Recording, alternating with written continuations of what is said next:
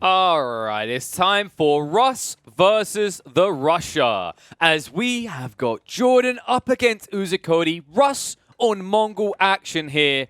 And Uzakodi, well, we've seen someone on the channel so far. This guy is blitzing up the rankings pretty consistently, by the way. Once again, up in the top 6.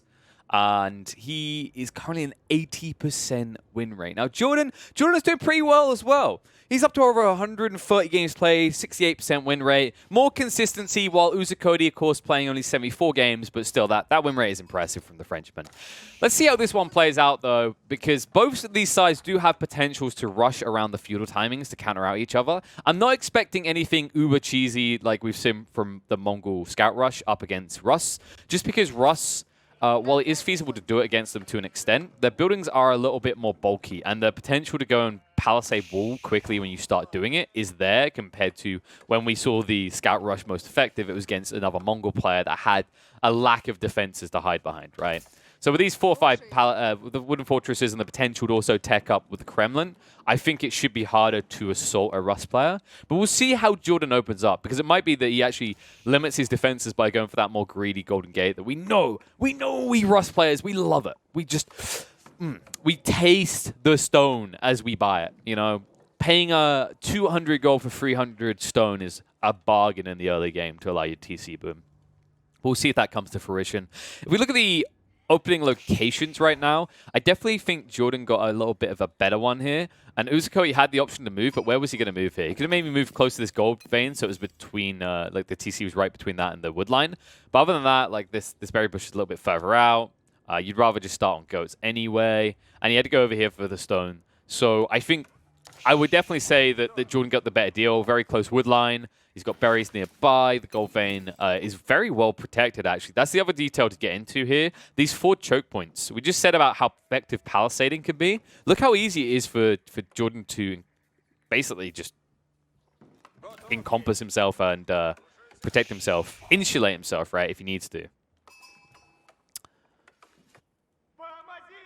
But meanwhile, even if you had access to walls, look how much more difficult it would have been for Uzakodi to enclose himself.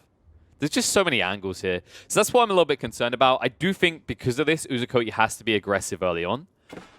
It'll also be interesting to see if anyone plays into fishing here. Keep in mind that there is a lot of fish on this map. Let's look at the count. How many is this? Good lord. 90, no, not even 90. 21 fishies. 21,000 food sitting in here before we even talk about the regenerating deep water fish, so an extra 2,000 there. And meanwhile, speaking of fishing, look who's already on the water, but on the south side. So Jordan ran all the way out here and is already gathering fish in this area. And this is a little bit more efficient for the Russ as well. Remember, their fishing ships don't ever have to return, so even when they run over here, they'll save a few seconds. But I would have loved to have seen him go for the northern area, and he probably saw how big it is now, because if he got in on this water, over time, like the efficiency value is just huge, right? Because you can just have one dock and you can have ships all the way over here and they're still just perma-gathering. But I wonder if Jordan's perspective was he didn't want to be contested on the water. That would be what I think this would have been about. And oh my god, he is doing it!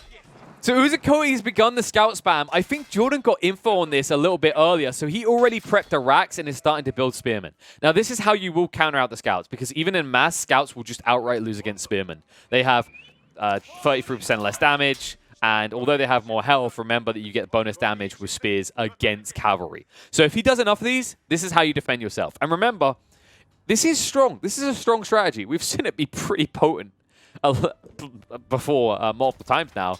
But you are investing in these scouts every time. And it's why, if we look, Uzakodi is cut off. He stopped. He saw the racks, and he's kind of content that he's slowed down Jordan in that regard. So now Uzakodi, is he going to double down on this? No.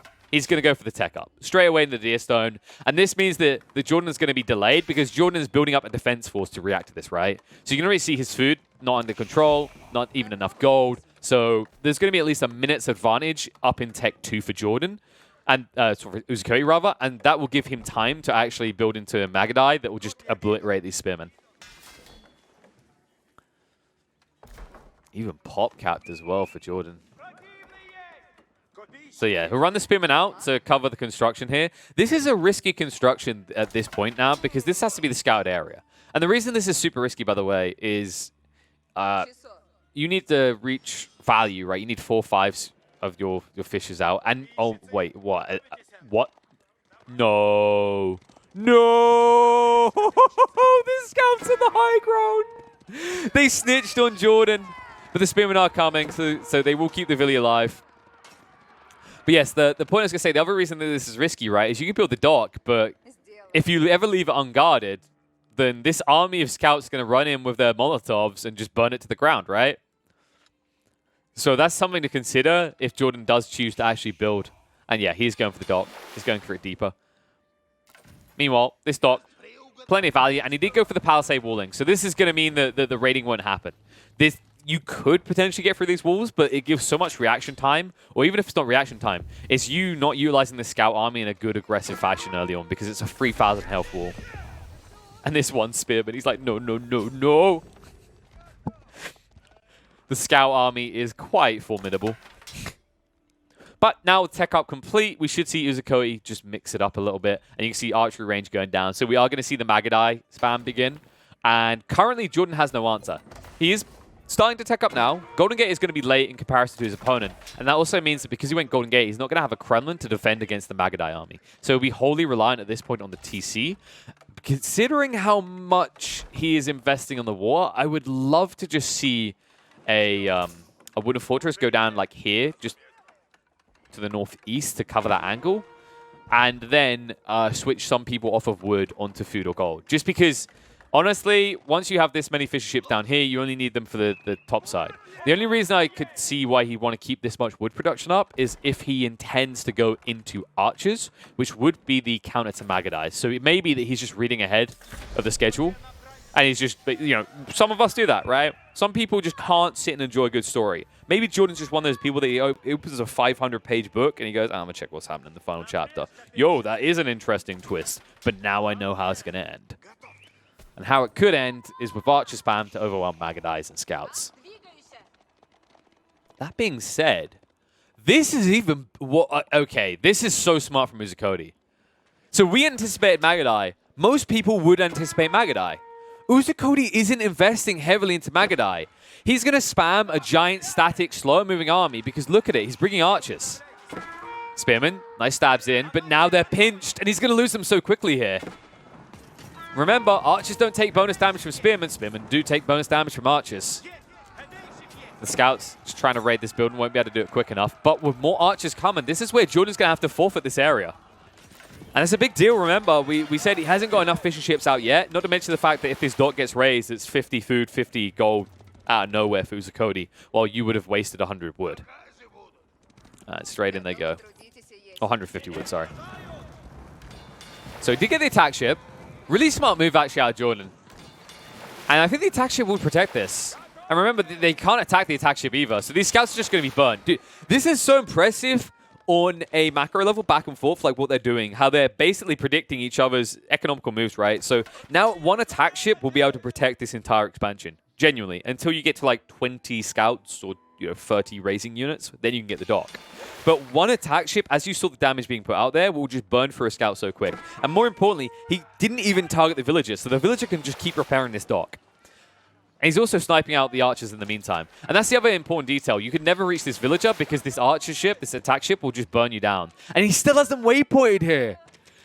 This is just wasted eco for Uzukodi. So this attack ship has paid for itself. Like, wholly paid for itself. 120 wood, 60 gold. Definitely got the value out of that. And look, Horseman's now starting to come out for Jordan. So Jordan not going for those pricey knights yet. I think he needs to get more food eco before that's a feasible move. And I think he understands that. Not to mention the fact that like the difference between going up against Mongols when you're either France or Rus, the difference is that France, of course, has the option to potentially go chivalry, and they can still back it up with archers so they get time to use chivalry. If you build your knights and they get injured in these engagements by Magadai, drive-buying, or archers, or whatever it is, remember that any damage to them is permanent, which is why he hasn't opted into these early knights. Now battering ram coming in. Oh, but he didn't protect it, so he's going to have to back it up, and that will force enough time that there will be a reaction coming out of Jordan. And when Uzukodi sees this army, he shouldn't feel comfortable at all because the horsemen counter out everything he's got. So Spearman to cut down the scouts. Villagers are going to focus on the battering ram, and the horsemen are straight in onto the archer line. So this should completely repel Uzukodi. There's no way he turns around to fight here because he'll just get ran down. He'll try and retreat with whatever he can, but half his army dead for practically no casualties and no disruption into Jordan's lines. Jordan definitely starting to get a little bit of leverage here. And now, will he cut production and change? He's going for another archery. No. Is this a mechanized switch up, or is he doubling down on the thing that's now being countered? Don't get me wrong, enough archers and you're Gucci here, right? But if Jordan just continues to spam out horsemen, you're not going to reach that enough archers de facto situation at any point. Scout army's almost completely spent, so you won't have that cannon fodder anymore. And you might lose the rest of these archers. The horsemen are plowing down. Remember, these horsemen move insanely fast at 1.88 tiles per second, the fastest units in the game. Unless you count a TC. Yeah, force the outpost to be constructed. And he will be able to snipe some of these villies before they get in as well. He'll finally garrison it, but there's still more exposed eco. They'll chase down another villi before finally retreating. So this will force Jordan all the way back across the map. Needs to be careful not to stop at any point, otherwise the archers might actually catch up to his spears and just snipe them out. Do we see a switch up from Jordan now, though? Looks like it's a negative. Oh, wait, 1 knight. There we go. So he did get 1 knight out, and Jordan has expanded onto the gold line. Whoa, okay.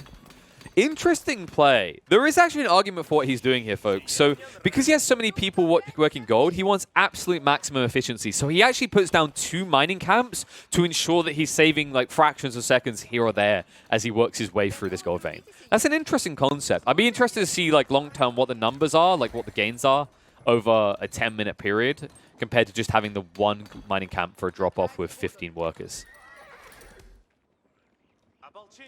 Now remember, like this is the other thing as well. Because Uzukodi was forced into a reactionary phase where he had to rebuild his army, Jordan has this option available to him. And that's why we only saw a horseman and a knight come out. He doesn't actually have to invest into more units necessarily. He can just tech boom. And he's going to be able to, look, he's got the gold, he's got the food. This should be where we just see him tech free. There it is. Putting down the high trade house over here to get some value while there's still trees remaining. Uzukodi, of course, did beat him to the punchline, went up to the castle edge, and this is the difference of that early expansion, right? The difference was the Uzukodi, because he put some early harassment out, forced a spin reaction, he already had a 1-up advantage in terms of eco. The difference, though, is because of Jordan's harassment, forcing him out of his base back to Uzukodi's base and forcing him to rebuild an army, now that eco advantage is more or less even. Even though Uzukodi beats Jordan to tech free, they are more or less in a similar situation, although I would give Jordan the edge based on his fishing. That's the big difference here. Look, he expanded further. He actually came into this one right next to Uzukodi's base, and Uzukodi's unlikely to look for this. I don't even know if Uzukodi ever saw this. Okay, he knows about this sea, right? But I think the concept for Jordan, like in his mind, what he's saying right now is like, if it works, it works. If it doesn't, I lose a small investment for potentially big gains. But more importantly, I haven't seen Uzukodi go on the water at all. So this Mongol player is probably playing all land, which means I can just exploit the water to the fullest. Really cool way to play this. And now the horsemen will be chased down. Remember, they got the yam speed buff, so you just need to get out of dodge, but you really can't. You're going to lose half these horsemen, probably. Yep, fire continues. A few more hits will come out. And it looks like he'll just about keep that one alive. But now they are going to focus on the dock. Remember, you don't actually care about the docks, though, if you're the Rust player. It's annoying if you can't build more units, but your fishing ships don't need a return point. And you can already see he's building the attack ship. So you're just covering each of these locations. And here's the other thing. Even if you didn't get an attack ship out, the cool thing about Rust is, remember, you can convert your ships. So in the event that you get cut off, you could always, in 20 seconds, turn a fishing ship into attack ships. Well, they'll need to because the attack ship's about to complete. But back off his fishing boats for the moment. And we'll start firing with the attack ship. So that'll repel this attack again. Meanwhile, he's already getting into the heavy knights, right? Like, these are no longer early knights. He's actually packed quite the wallop. And Uzukodi, he still hasn't switched up. He's building in his stables now. He's trying to build a Lancer army, but there is no doubt in the fact that he's behind at the moment, and he understands this. This is why he goes in the crossbowman. So Uzukodi, knowing that the way you actually count these knights is you need armor penetration, and that's exactly what these crossbowmen will deliver. Meanwhile, Jordan not really having a clear answer to the crossbowman because he never built into archers. Remember, he was all in on spears into horses. So this is the only move he has. He goes into Siege Workshop. Now, Mangonel in this game could completely ruin the Mongols. Because remember, Lancer count is being matched by Knight count, so you won't be able to access that siege line with ease if you're the Mongol player. I'm getting a bit concerned for Uzukoi, though. These numbers do not lie. Just look at this. There's no way, at this rate, the Uzukoi can match Jordan's military boom. He can double them up, basically.